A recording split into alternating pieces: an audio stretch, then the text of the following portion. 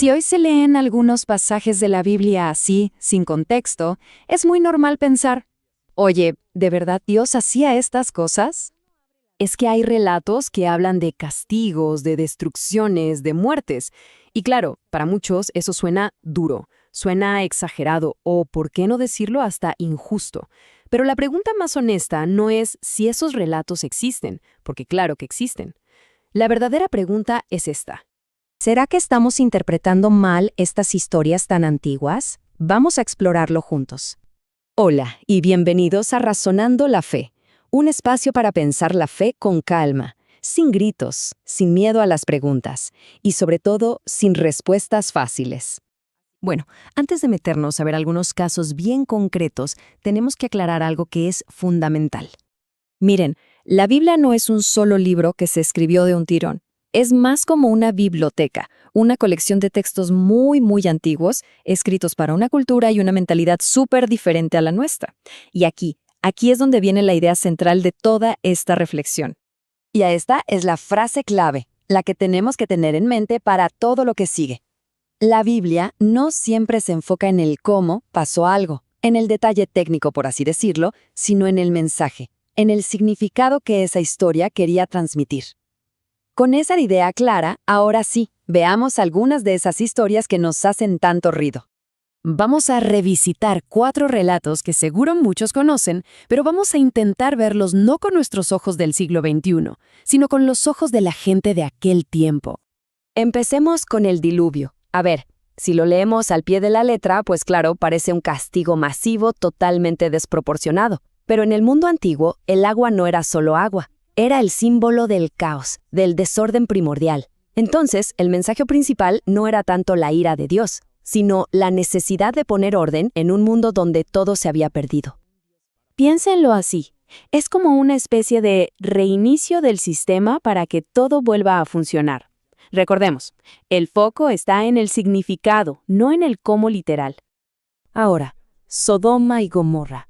Mucha gente se queda con la idea de que fue un castigo por errores morales de algunas personas. Sin embargo, cuando uno estudia la Biblia más a fondo, se da cuenta de que el problema central era otro. Era una sociedad estructuralmente injusta, violenta, una sociedad que despreciaba al extranjero y abusaba del desprotegido. Y esta es una idea poderosísima. Una sociedad que no cuida a los más vulnerables, en el fondo, ya está colapsada por dentro, aunque sus edificios todavía sigan en pie. ¿Y qué me dicen de las plagas de Egipto?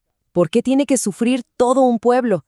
Bueno, si lo vemos desde su contexto histórico, cada plaga no era al azar, para nada. Era un golpe simbólico a algo que los egipcios consideraban divino. Su río, el Nilo, sus dioses, como el dios Sol, el poder que parecía absoluto del faraón. El mensaje para esa cultura era clarísimo: ningún poder humano es absoluto. Y esta historia es de las más difíciles. De verdad, Usa toca el arca para que no se caiga. Y muere. Suena totalmente injusto, ¿verdad? Un tipo que solo quería ayudar. Pero en esa cultura se estaba enseñando una lección muy importante sobre la diferencia entre lo sagrado y lo familiar. Lo sagrado inspiraba un respeto que hoy quizá nos cuesta entender. Pensemos en una analogía de hoy. Nadie en su sano juicio toca cables de alta tensión. Y no lo hacemos porque la electricidad sea mala o malvada, sino porque es inmensamente poderosa y requiere un respeto y un cuidado enormes. Y aquí, de nuevo, volvemos a esa clave que lo cambia todo. El relato no está interesado en la física de lo que pasó, sino en transmitir el significado profundo de respetar lo sagrado, lo que es inmensamente más grande que nosotros. Entonces, con todo esto en mente, claro, surge una pregunta que es casi inevitable.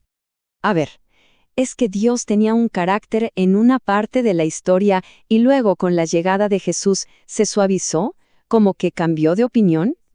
Y la respuesta, desde la teología, es que no. Dios no cambió. Lo que cambió fue la etapa en el aprendizaje de la humanidad. Al principio digamos que en la pedagogía divina usaba un lenguaje fuerte, claro, con límites externos, que era lo adecuado para la mentalidad de esa época. Con la llegada de Jesús, el mensaje da un salto cuántico. Ya no se trata solo de frenar la acción por fuera, sino de buscar una transformación que viene desde adentro. Esta frase creo que lo resume todo. Antes, la ley funcionaba como un freno para el mal. Con Jesús, el amor busca transformar ese mal desde la raíz. Y llegar a esta comprensión, a ver las cosas de esta manera, nos lleva a una conclusión muy liberadora sobre lo que significa creer. Hay mucha gente que le tiene miedo a hacer preguntas difíciles. Piensan que analizar la fe, que tratar de entenderla, es como una forma de perderla. Pero es justo al revés. Cuando dejamos de tenerle miedo a estas preguntas, cuando nos atrevemos a usar la razón, a buscar el contexto, la fe deja de ser algo frágil, algo que se puede romper, y se convierte en una convicción madura, en una fe adulta. Si este video te ayudó a ver la Biblia con nuevos ojos, dale like, compártelo con alguien que tenga esta duda y suscríbete para seguir razonando la fe juntos. Gracias por acompañarme, nos vemos en el próximo episodio, ojalá con una buena taza de café.